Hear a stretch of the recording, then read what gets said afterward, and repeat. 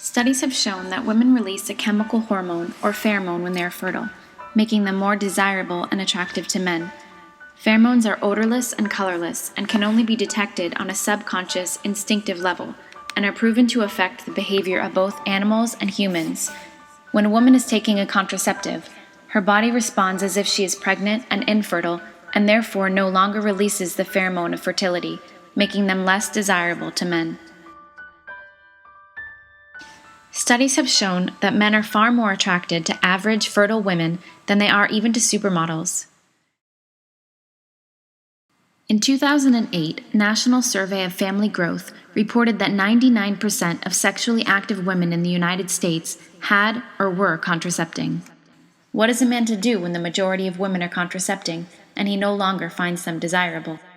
While contracepting women degrade themselves through immodest dress and action in an attempt to attract men who are confused from the lack of fertile women. In the 1970s, a study was conducted on a tribe of monkeys. Austin, the alpha male, chose 3 females to be his exclusive sexual partners. Researchers then injected his mates with the contraceptive Depo-Provera. Austin, not surprisingly, chose 3 other mates.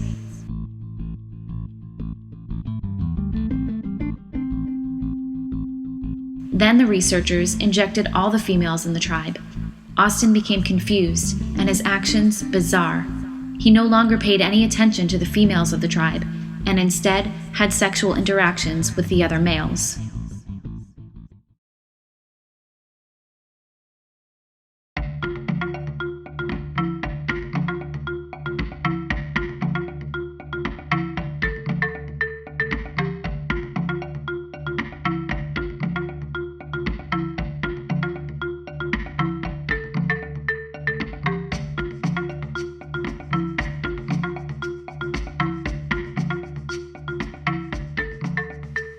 The World Health Organization classifies hormonal contraceptives as Class 1 carcinogens. It is impossible to calculate the number of deaths due to contraception because mortality is often attributed to another cause. Nowhere on the U.S. certificate of death does it even mention the use of contraceptives. At present, there are tens of thousands of lawsuits in the courts against pharmaceutical companies for death and/or serious side effects. It is also impossible to calculate how many millions of babies have died. Many chemical contraceptives try to prevent ovulation. However, research has shown that breakthrough ovulation can occur, and the egg can become fertilized. In that case, the chemicals prevent the implantation of the developing baby to the lining of the womb, and as a result, the mother's body rejects and aborts her baby without ever knowing she was with child. This is the cause of death for 7 to 12 million babies in America each year. Recent geological surveys of water supplies have found that levels of estrogen, which are released into sewers through the urine of women on birth control, have slipped through treatment systems and are now in our tap water. Estrogen has a major impact on our reproduction. Its effects can be seen in the discovery of fish currently living in estrogen-polluted water. These fish are neither male nor female. In fact, they have a mixture of sex characteristics, rendering them infertile.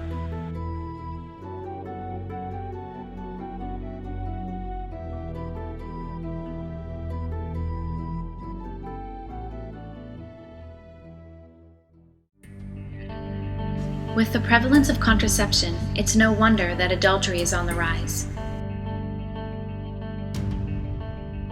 as is promiscuity.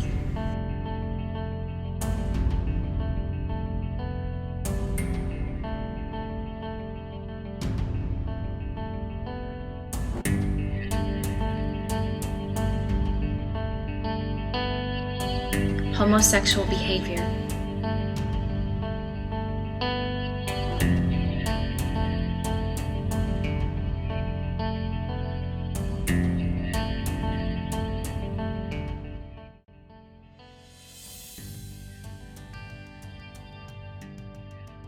And even abortion due to failed contraception.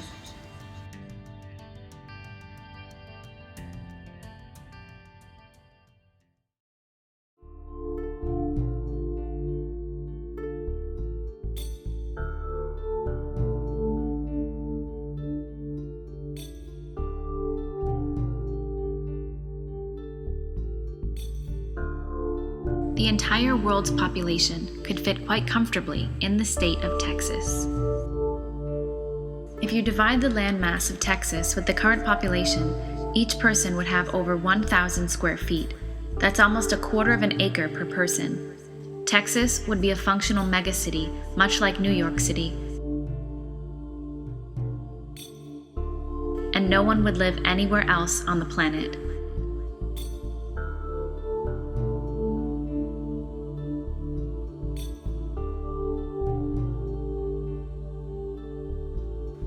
The co-inventor of the birth control pill now condemns it, saying it's led to a demographic catastrophe. In order for a culture to maintain itself, its replacement rate must be 2.1, meaning one child to replace each parent.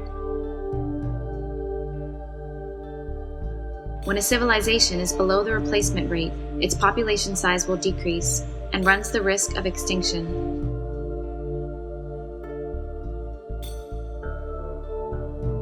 Demographers have shown that a replacement rate below 1.3 will cut a country's population in half in 45 years, resulting in an overabundance of elderly and an inadequate number of working force to economically sustain the nation.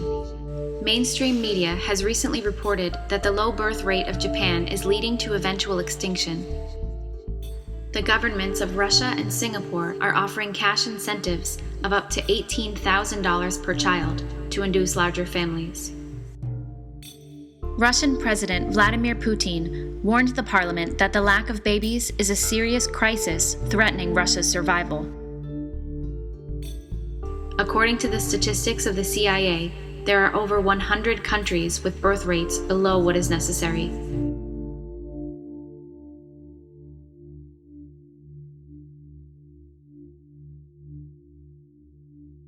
Since 1979, worldwide birth rates have declined by more than 50%.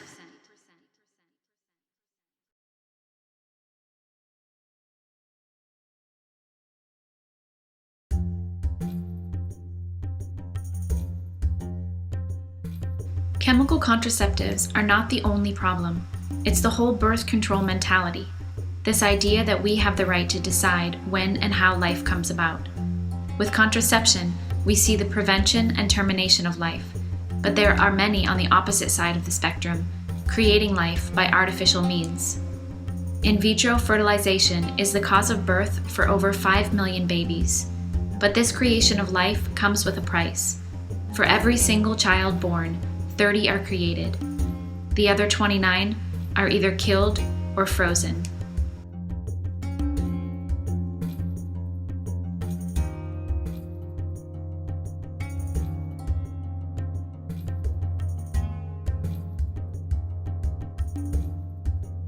Experimenters in the United Kingdom have reported over 150 human-animal hybrid embryos since 2008, but they're not the only ones.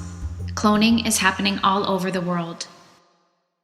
The great harm in this birth control mentality is the consequent pollution of the heart that rejects the will of God and seeks selfish pleasure instead. We allow our passions to take over our reason, and our actions become more like animals than humans.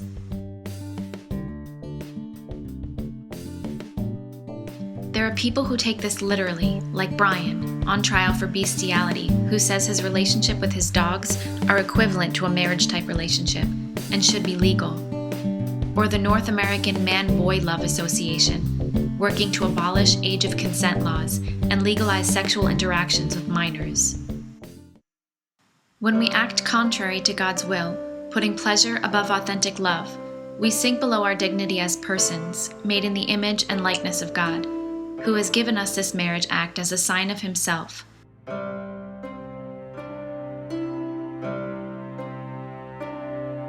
Both unitive and procreative.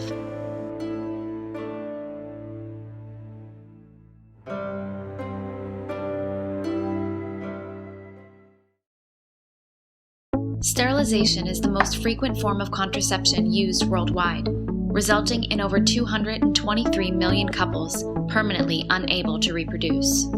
If you had a valuable racehorse, because of its worth, you would want it to have as many offspring as possible. But the value of a horse is nothing compared to the infinite value of each and every person, made in God's image. We're not stray cats that need to be neutered. We should want to procreate, knowing that every new person has a unique and immortal soul, destined to live for all eternity. Pregnancy is not a risk, it's a privilege.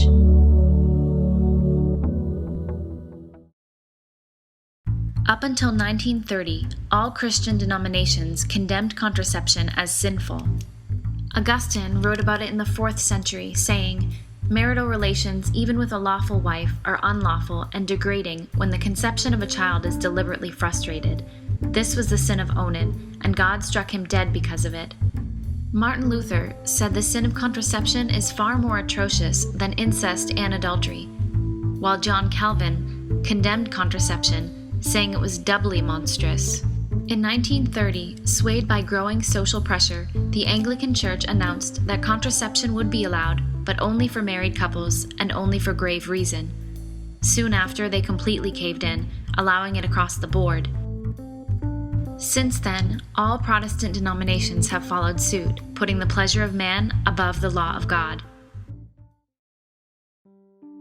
When, therefore, through contraception, married couples remove from the exercise of their conjugal sexuality its potential procreative capacity, they claim a power which belongs solely to God, the power to decide, in the final analysis, the coming into existence of a human person. They assume the qualification not of being cooperators in God's creative power, but the ultimate depositories of the source of human life. In this perspective, contraception is to be judged so profoundly unlawful as never to be for any reason justified. To say or think the contrary is equal to maintaining that in human life, situations may arise in which it is lawful not to recognize God as God.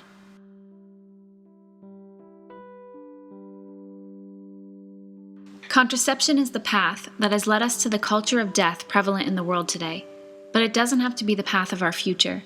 The time has come when each of us must make a choice.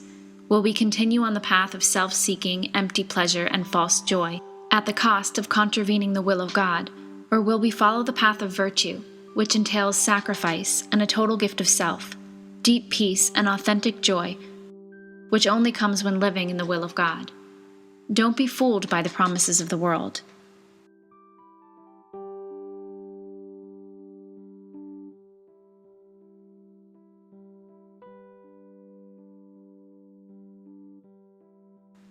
If someone you know is contracepting, tell them to stop. It will destroy them.